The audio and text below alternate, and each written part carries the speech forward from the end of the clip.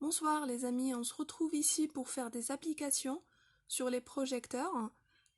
Typiquement cet exercice-là, c'est un exercice classique qu'on peut retrouver dans un concours comme question ou quoi. Alors pour la première question, on va supposer que l'image de f égale à l'image de f au carré et puis on va chercher à avoir la double inclusion. Parce que ce qu'il faut montrer à la fin, c'est que le quart de f plus l'image de f égale à e. Pour montrer une égalité, il suffit de montrer une double inclusion, c'est-à-dire une inclusion dans ce sens-là, une inclusion dans l'autre sens. Alors, pour la première inclusion déjà, le quart de f plus l'image de f, il est automatiquement inclus dans e. Ça, c'est évident.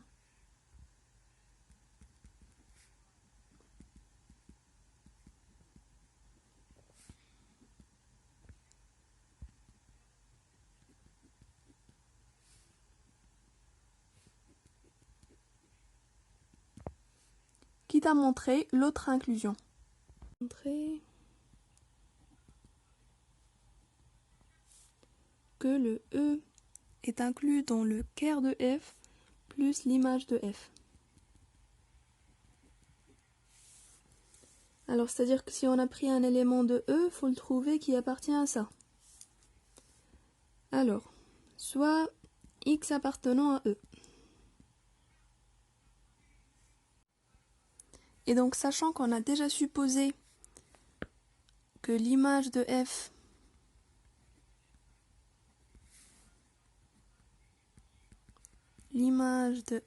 égale à l'image de f au carré, là on voit plus clair. Hop. Alors, ces suppositions, elles signifient qu'il existe par exemple un y appartenant à e, tel que f de x égale f au carré de y. Le x là, il appartient à e, c'est celui-là. Et ça veut dire que le x moins f de y égale 0. C'est-à-dire que x moins f de y, donc ce qui veut dire que le x moins f de y appartient au noyau de f, le quart de f. Et le f de y, il appartient à l'image de f. Donc, on peut écrire que x moins f de y plus f de y appartenant au noyau de f plus l'image de f. Et cette écriture, elle est correcte. Ça, c'est bel et bien x. En simplifiant par fy, ben, on a le x là. Et donc ça veut dire que x appartient au quart de f plus l'image de f. Voici cette première inclusion. On a supposé ça, x appartient à e, ce qui implique à la fin que x appartient au quart de f plus l'image de f. Ça veut dire que e est inclus dans le noyau de f plus l'image de f. C'est ça ce qu'on voulait montrer. Donc ici, la première inclusion, elle est vérifiée. On démarre de ça. L'image de f égale l'image de f carré. Et donc, on trouve que e égale au quart de f plus l'image de f. Donc là, c'est égal, c'est pas qu'un inclus. Hein. Parce que là, on a montré la première inclusion, la deuxième plutôt. Et la première, on l'a déjà montré là-haut. Oui, c'est là. Donc la première, on avait dit que c'est évident. Donc on suppose que E égale au quart de F plus, hop, comme ça c'est clair, plus l'image de F. Donc on va supposer celle-là et on doit trouver celle-là. Alors comme ce qu'on a fait avant, pour trouver une égalité, on peut faire une double inclusion. Déjà la plus facile, à mon avis, c'est dans ce sens-là. Image de f carré. Ouais. Donc on montre en premier que l'image de f carré, montrons que l'image de f au carré est inclue dans l'image de f. Alors, l'image de f, elle est inclue dans E.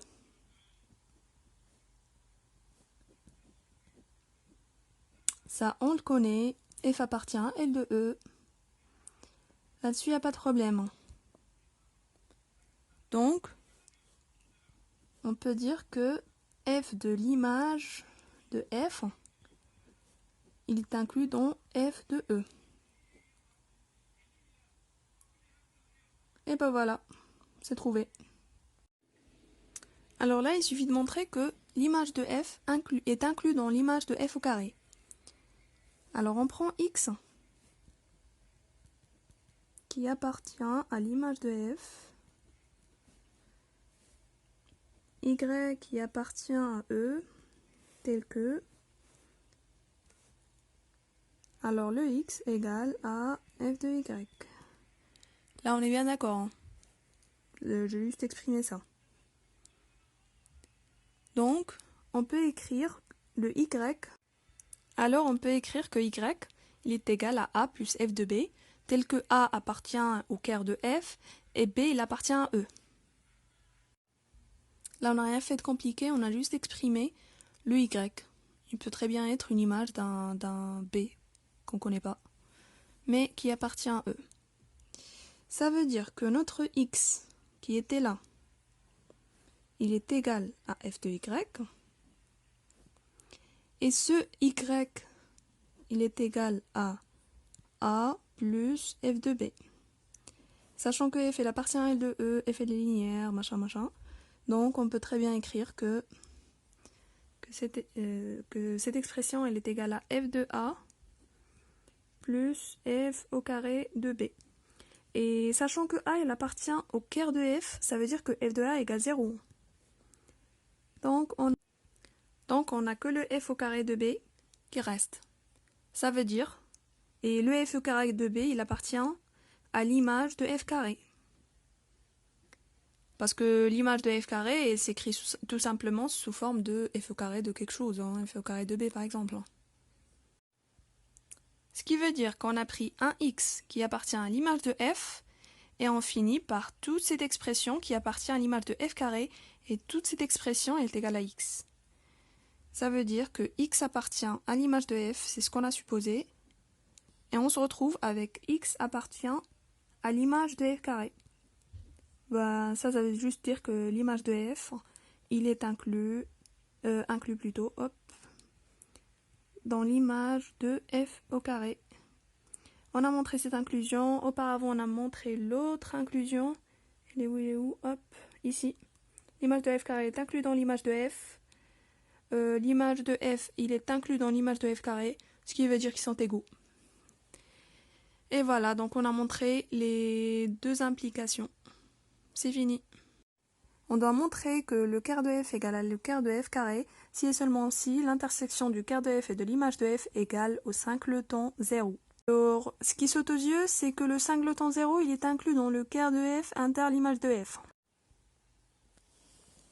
Alors, singleton 0, il est inclus dans le caire de f inter image de f.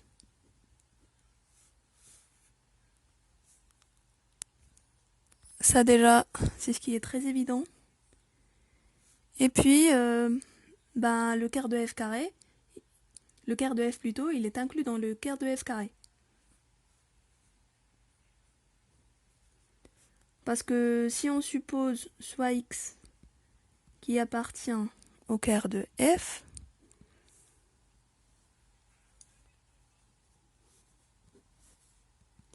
alors f de x égale 0. Donc f de x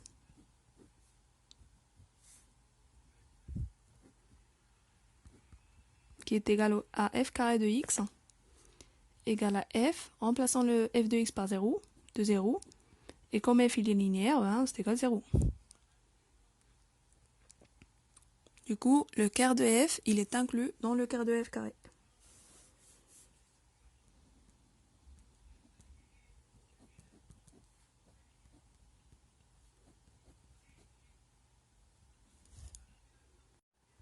Alors, essayons de montrer l'autre inclusion. Inclusion inverse. De là à là. Hop. Alors, on suppose que le quart de f inter l'image de f égale au singleton 0.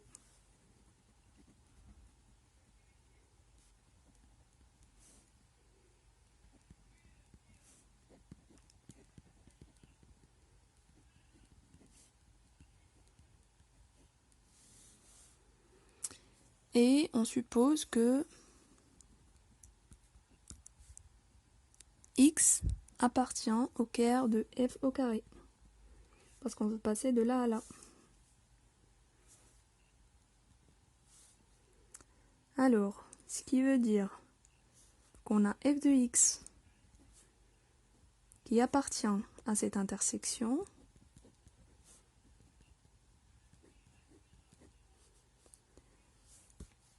Ça veut dire que f de x égale 0.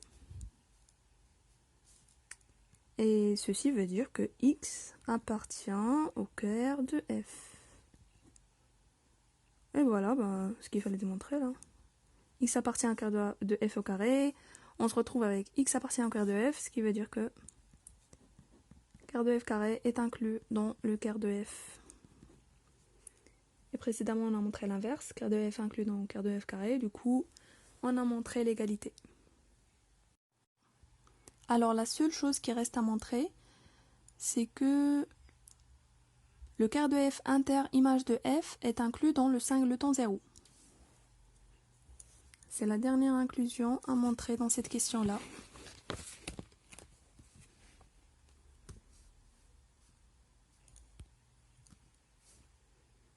Du coup, on va supposer que l'autre égalité, elle est vraie.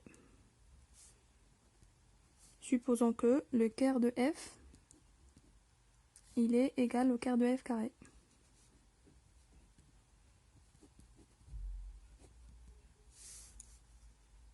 Et puis, montrons que quart de f inter image de f,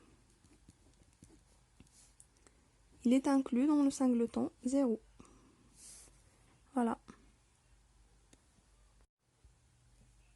Alors, on va supposer que x appartient à ça.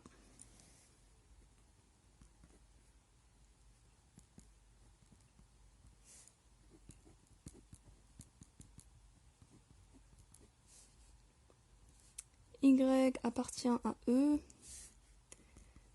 tel que x égale f de y. Classiquement,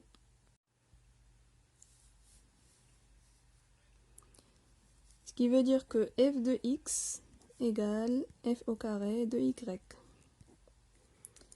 Alors qu'on a supposé que x appartient au quart de f inter image de f, ça veut dire que f de x égale 0. Donc ça égale 0. Bah, ce qui veut dire que le f carré de y, à ce moment-là, il est égal à 0. Et ça veut dire quoi? Que y appartient au quart de f au carré. Or, d'après notre supposition, le quart de f égale au quart de f carré.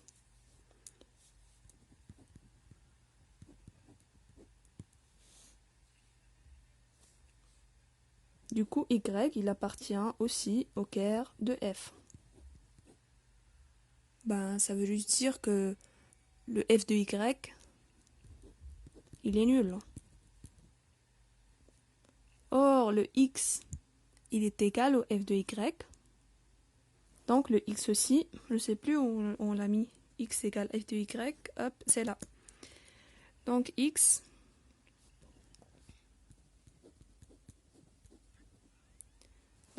est nul.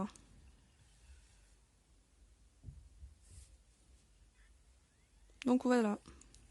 Comme ça, on a montré l'autre inclusion. On a supposé tout au début que x appartient au quart de f inter image de f, et on se retrouve avec x est nul. Ah, ça veut dire que le quart de f inter image de f, il est inclus dans le singleton 0. Et comme ça, on a montré notre fameuse relation quart de f égale à quart de f carré, si et seulement si quart de f inter image de f égale le singleton 0. Et donc cet exercice, c'est un exercice très classique qui se répète, qu'on peut retrouver dans un concours, on sait jamais. Et voilà, on l'a travaillé ensemble, j'espère que ça vous a plu et que vous avez tout compris. Vas-y, je vous laisse, bon courage et bonne continuation.